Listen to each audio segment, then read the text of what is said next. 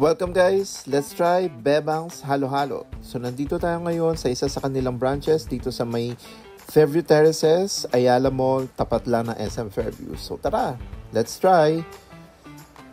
Nandito lang yun sa may labas. Ayan, kita mo na agad ang haba ng pila. Pero still, let's try kung worth the wait, worth the pila.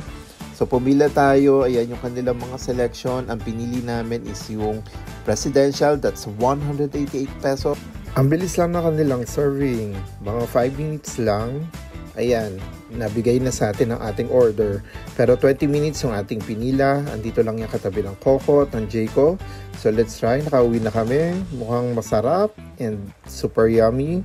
Yan ang kanilang Bebang's Halo-Halo. And that's it. We liked it so much. And napaka-smooth ng kanilang ice. Maraming salamat. Please like and subscribe. Bye everyone.